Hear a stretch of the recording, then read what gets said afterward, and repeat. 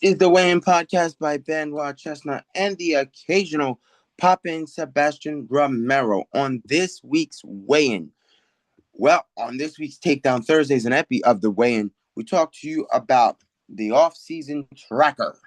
What's going on, who's landing where right now, and we're going to talk a little bit about that U.S. Open. And more than most, and we're going to touch bases on this, Rutgers has got a really good build of a team right now, and bringing Anthony Ashnault back as a coach might just be making things a whole lot better.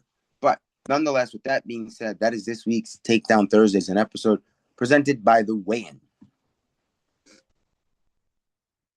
So if we jump right into this one, I think the first and foremost, when we jump right into this, the first thing I think when I get to mind is like, all right, well,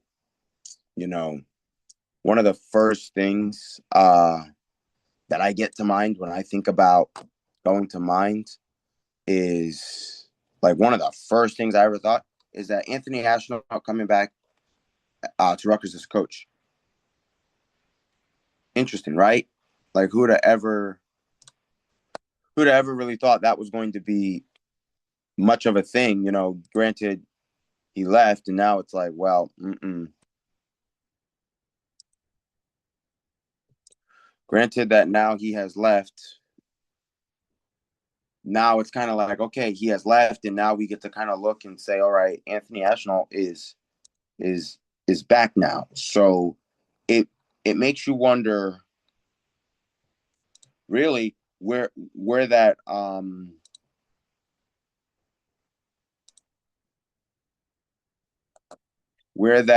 really leaves everything. So, and I say that because you leave yourself in a conversation of, okay, they got Anthony Knox at Rutgers.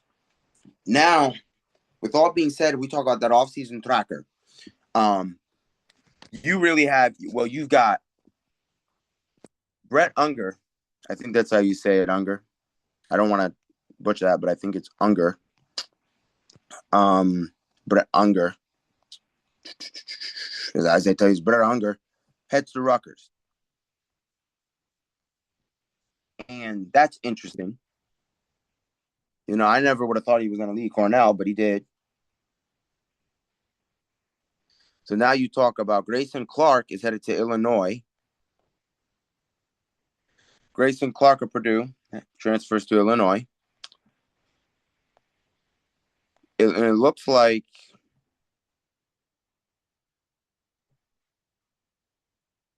Pat Gallagher hits the transfer portal.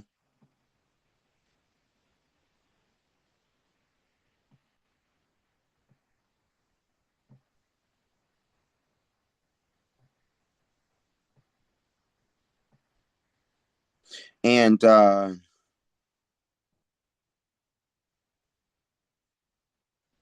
fairly interesting. Now, Patty Gallagher, most thought he didn't have any more eligibility, but, we can always be wrong. Now, we have Carter Schmitzberg transferring to Iowa. Let me get you. Tyler Knox decided to stay at Stanford. And we figured out what happened with that Iowa State. I was right. It was a women's wrestling program, and Kevin Dresser has now been promoted to director of wrestling.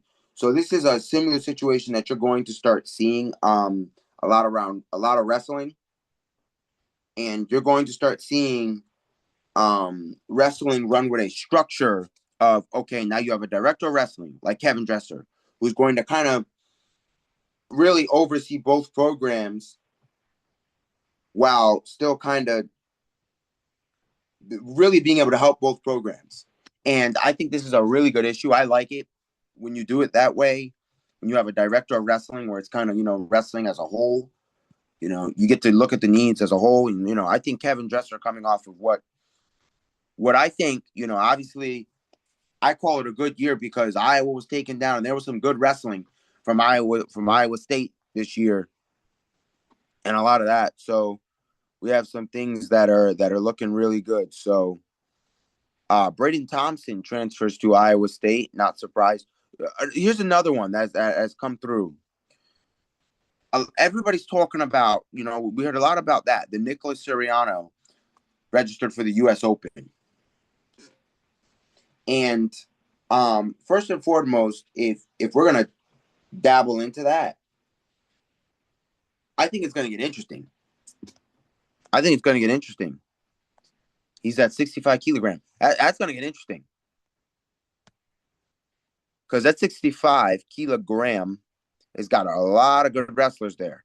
Let's talk about that 65 kilogram here. The 1 seed, Charlie McKenna. 2 seeds, Vitor Arujau.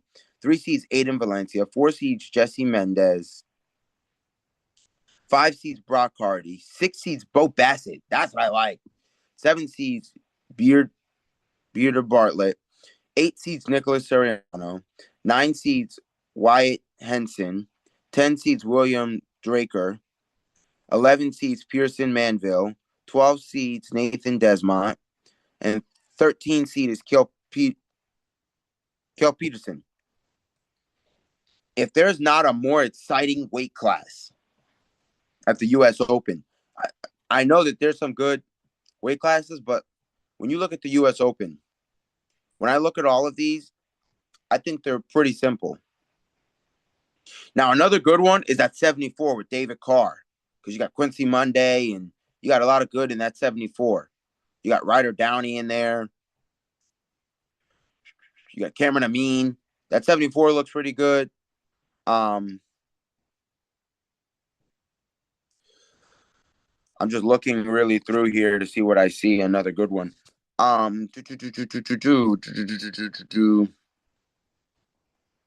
think that 86 kilogram is going to look interesting, but I think what's going to be interesting. This is how I see the final for 86 kilogram. I see Kyle Dake, Parker Tech-Dizing final. Rocco Walsh is in there, which could be really interesting. Here's another one that I think is real interesting, and you tell me if I'm wrong. 61 kilogram. That's 60, 61, 65. Real interesting. You have 1 seed Jax Forrest, 2 seed Seth Gross, 3 seed Marcus Blaze, 4 seed Ben Davino, 5 seed Austin Dos Santos, 6 seed Michael McGee, 7 seed Nathan Tomasello, 8 seed Nick Bouzakis.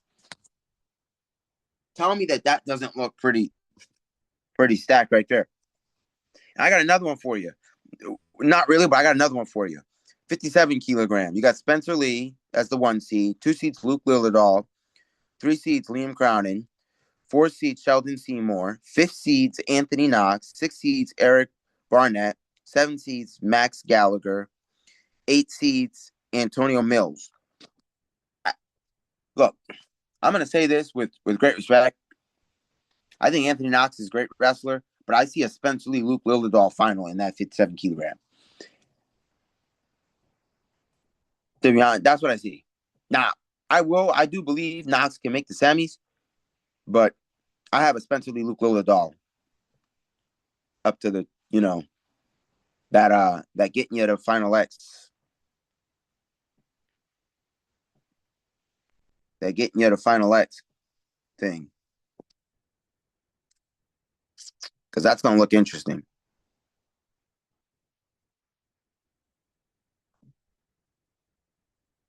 But yeah, I do think it's interesting. And then here's an off topic, but we got Hamzat Chumayev signs with Real American Freestyle. Woo! Real American Freestyle is getting it done, man. If you have not seen Real American Freestyle, I can't. Here's this also too. We're gonna dabble this. Anthony Etchmandia to Oklahoma State. Now this is not official. It's just that's one of the schools he's thinking about. Man, David Taylor is just. If that happens, I'm not gonna be surprised. But David Taylor is just snatching all of them. If that's the case, like, look at the last couple off season and look at how many guys Oklahoma State has picked up and tell me they have not done well. But I am no way, I got to put disclaimer out. I am no way saying that's where Anthony Etchmandia is going. I'm just saying that was one of the choices.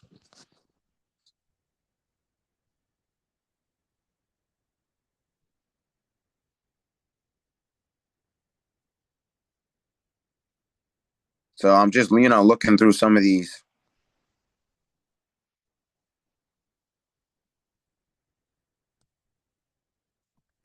That's getting you caught up, and that's going to be fairly interesting. The U.S. Open, good old U.S. Open, Las Vegas U.S. Open. Man, this is going to get good. If you're not already thinking about how these brackets are going to fail out, man, no matter what the clashing goes on, it's going to look good. The clashing that's going to take at this U.S. Open, I'm excited just for that.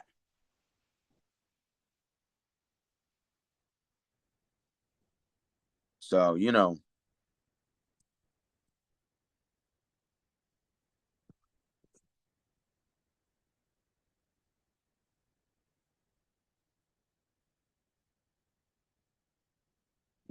that's fairly interesting.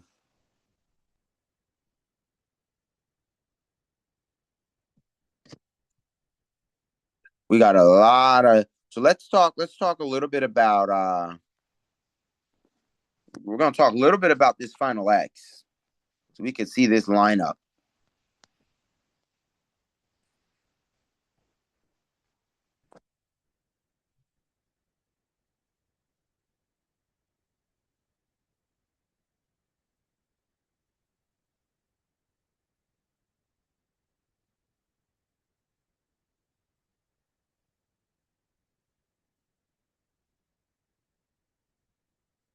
So we got Real Woods, we got Levi Haynes, we got Zahid Valencia, Trent Hidley, Kyle Snyder, Helen Marulis, Kennedy Blades, Kylie Walker. Now we're talking that final X has got some good. Like that's what I'm looking at. Look at the clashing here that could take place.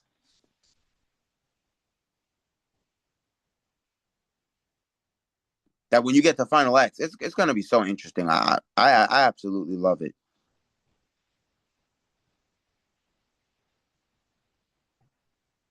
So that's going to be really good. It's going to be good no matter how you look at it. And the fact that Final X has constantly been in New Jersey, that's another thing.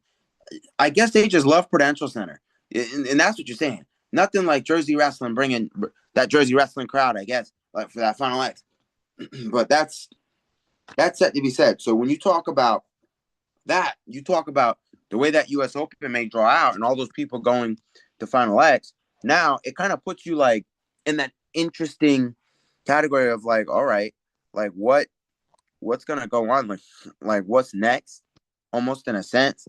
Because for me, I want to know too, just the same way, you know, who's gonna hit that Final X and how good it's gonna be, because Final X for me has never disappointed. So it's going to be fairly interesting to see yet another Final X and to see, because this US Open, just so we talk about the US Open, when I say the clashing that's going to go on, some of these some of these weight classes, no matter who you draw in the final, it's going to look good. It's going to look good. And when I say final, I mean, the final of the US Open to get their Final X berth. That's one thing that I look at and I say, wow, that's going to be good. So just simply that, like, if we simply go across that with all these weight classes, like let's talk 57.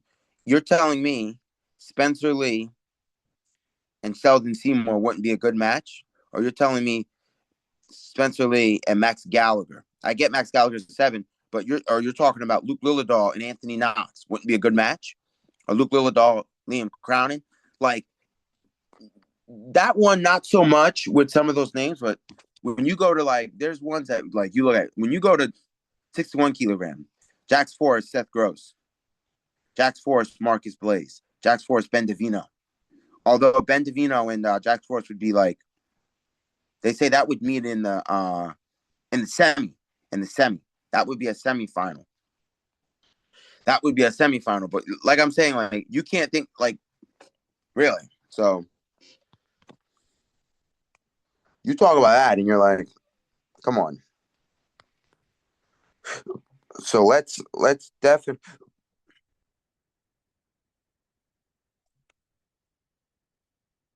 Let's take a look at this here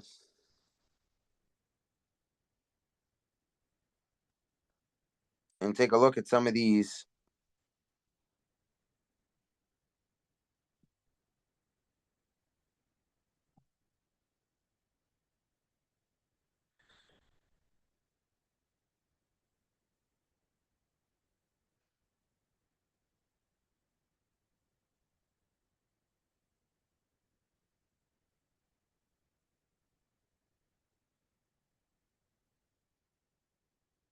I'm gonna find it for you,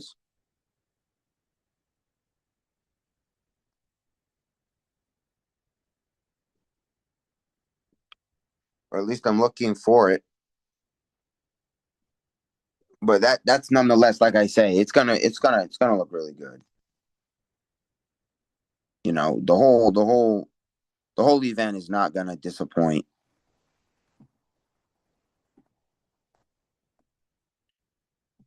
At least I don't think it will. I don't think we're gonna get a disappointment out of the US Open.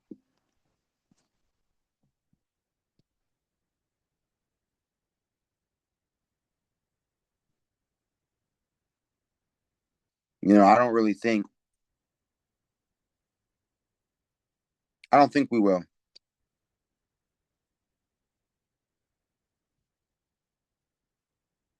I really don't. I really don't think we're gonna have a bad.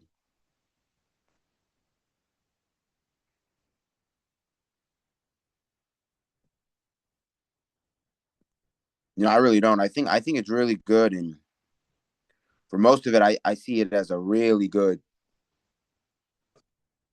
I see it going out very good because of the way things are going.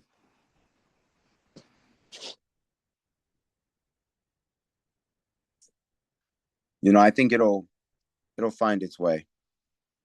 It'll find its way. A lot of good wrestling that's gonna take place, and if you're not gonna watch the U.S. Open, I would. I would get ready to think about it because that U.S. Open it's not gonna disappoint. It's not. I really don't think it is, and I think in terms of the U.S. Open, I think it's going to be an interesting event, no matter how you look at it. I think it's going to be very interesting. But like I said, I talk about this like it will be good. Like I'm telling you, it's going to get good. There's the way I see it. There's no way it doesn't. I say it like that because there's just no way it doesn't get good. Like with all the clashing that could take place, I don't see how it doesn't get good. You know what I mean?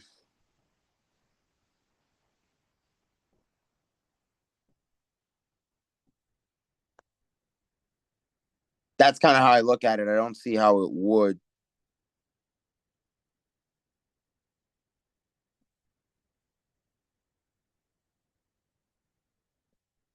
That's kind of how I look at it. I don't kind of see a way where it wouldn't.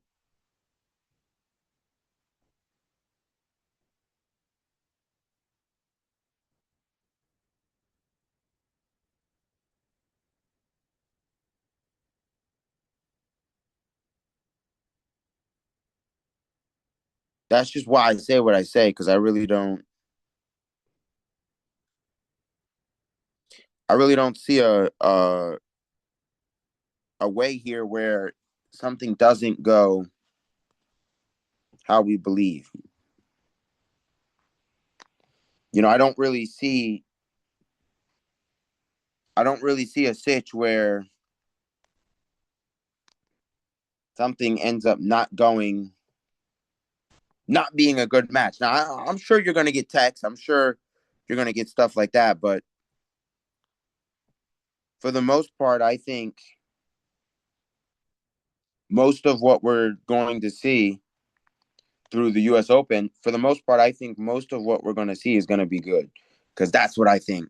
I think you're going to have very few matchups where you're going to see somebody get tacked. You're going to see somebody not get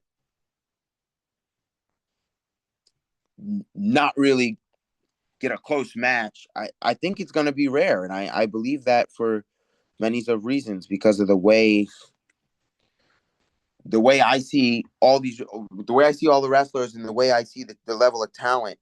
I just don't see, you know, a tech happening early for a lot of these very talented wrestlers. But then again, I've been proven to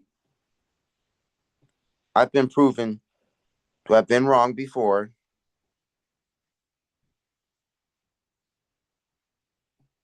And it's very possible for me to be wrong. I'm not saying I can't be wrong. I'm saying it's very possible. So I definitely think it's going to get interesting no matter how you draw it out. I think it's gonna definitely be one of those things that you say to yourself, wow, it's definitely going to be one of those where you're like, all right, that just happened.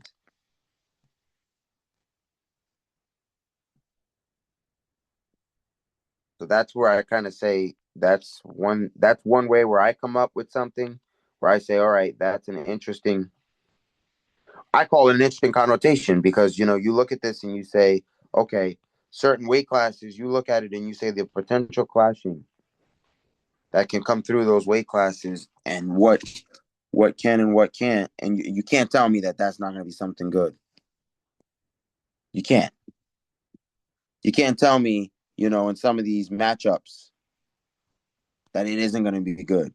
When I look at, you can't tell me Joey McKenna and Vito Ruja ain't going to be good, or Jesse Mendez and Joey McKenna, or Brock Hardy and Joey McKenna, or possibly, you know, Vito Ruja and Bo Bassett, depending on how everything draws out. I haven't really looked at the bracketry for this, but you can't even tell me Bo Bassett and Nick Seriano, if they wrestle each other, wouldn't be good. Like, that's one of those, that 65 is where I say, like, hey, it's very hard to sit here and say this isn't going to look good. And I say that because you can get a lot of I think a lot of these brackets look really good. And because a lot of them look really good, it could be interesting. It could be interesting. Because granted that it is the US Open. So, this is going to be, this is always how the US Open is, you know, so it'll get interesting. Some of the names we see at the US Open, it's fairly one of those interesting ones where you're like, where you don't see where it isn't interesting. And that's kind of why I'm sitting there like, yeah, this is gonna get good.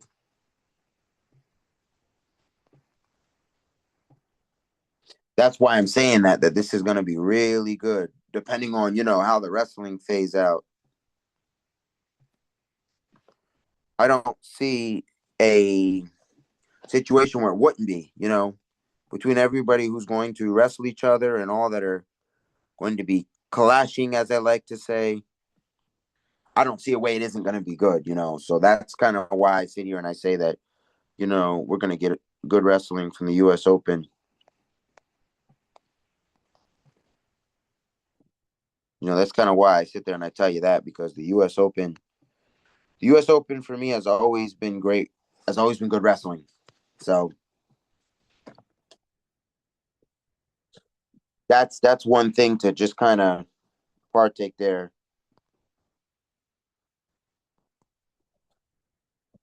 That's one of those things when you say, hey,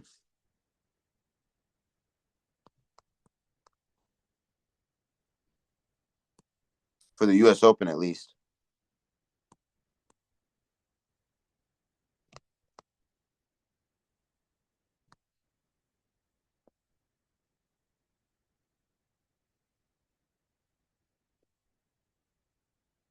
So that's the interesting point.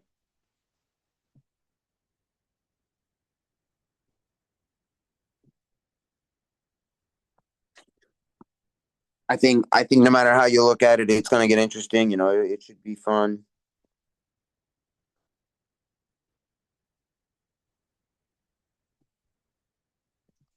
So it'll be great to see who clashes with who and what happens and where that goes. And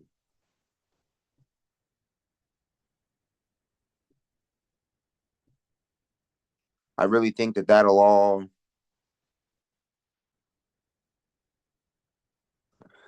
be fairly interesting. I For anybody who may or may not look at that U.S. Open, I would because I see it as it's going to get really good. For me, I think it's going to be a really good U.S. Open because some of those brackets are stacked up. They're stacked up so well that I mean some of those entries, I should say, instead of brackets. I didn't want you to think, because I have not looked at the bracket. I didn't want to give that connotation that, I have looked at the brackets. I have not looked at the brackets. Um, I have not looked at the brackets. I'm just solely talking about based off the entries. It's looking really good. It's looking really good, and I definitely think it's going to be an interesting one, no matter how you look at it. And I think that around this time, I think a lot of people don't understand. I believe wrestling has gotten better over the years. That wrestling is getting better and better and better. And I say that because look at how good the level of look how good the up and coming talent is. You know, Bo Bassett, I feel, could very well win the U.S. Open. I think he's learned enough that I think he could very well win the U.S. Open. I I understand how many might not agree about that, but come on. The same way you like to call me a Kale Sanderson hater, a Penn State hater, is the same way you are Bo Bassett haters. Bo Bassett has done great things. Now, I've praised Jack's Force more because he graduated high school early and won an NCAA title, but it's no different. You know, they're both just as good. And when you look at that, you look at they're great wrestlers. And when it boils down to that, you look at this year's NCAA's, who would have ever thought that was going to go? Like, you look at that. Look at all the upsets that surprised you, and just that's what I'm talking about. It's in wrestling right now. You got so many guys that are very scrappy. That's why I talk so much about how important it is when you get a chance to get bonus early. You take the bonus. You could turn a guy and get 3 back or 4 back points right away. Going up 4 back points after getting a takedown now is huge. Before you get 2, and then you get 4 back points, you're looking at 6. Now you're looking at going up a lot of points. You're looking at going up a lot. If you could turn a guy, a couple times, you get 4 swipes again. Even if you don't even get takedown, say you're on bottom, that's 8 points right there. Some guys, you put them in a hole. Some wrestlers, you put them in a hole like that where they're down 8-0. Some of them break. Some of them come back. And others get pinned. That's the stuff I'm talking about. You can't stress enough bonus. Some people think, oh, well, you got takedown, let them rack up the stalls. Turn them a couple times because one mistake and you can be pinned. Look at how many times Dean Peterson has cradled somebody or somebody has been beat. It just happens too quick. That's why I don't feel bad for a guy that in one case, one case will play with his food. And what I mean by that is like he knows he can turn and pin this guy, but he's just racking up the points, and ends up getting pinned. I don't feel bad for that guy because I'm like, all right, you're playing with your food. In college, I feel bad for the guy because sometimes they do it because they want the riding time point. They want that riding time point. They want the riding time point. And they may end up not getting the tech fall or whatever the case may be. They may not end up be getting it. In some cases, they do it because they want the riding time point. And In most cases, it's because that's a tough guy on bottom. It's not easy to turn a guy. It's a tough guy on bottom. So I understand it. But I mean where a guy can clearly he can turn him. You know, I'm talking your Penn Staters that can clearly turn somebody and let a match go on longer than it needs to. You know, and I say your Penn Staters because they're the most relatable to. They turn a lot of guys. And that's what I mean. But nonetheless, we're in the end of this Takedown Thursday, an epi presented by the Weigh-In. You know, that's just all I got for you. I know this is one of those chiller episodes where it wasn't straight and up front for you. I'm sorry for that, but it's just a chill episode. You know, we got US Open. So it's gonna be good. So with that being said, this is the Weigh-In by Benoit Chestnut and the occasional pop-in Sebastian Romero. Please like, comment, subscribe, share. We growing, y'all. So with that being said, Weigh-In out. The Weigh-In, where stories ignite.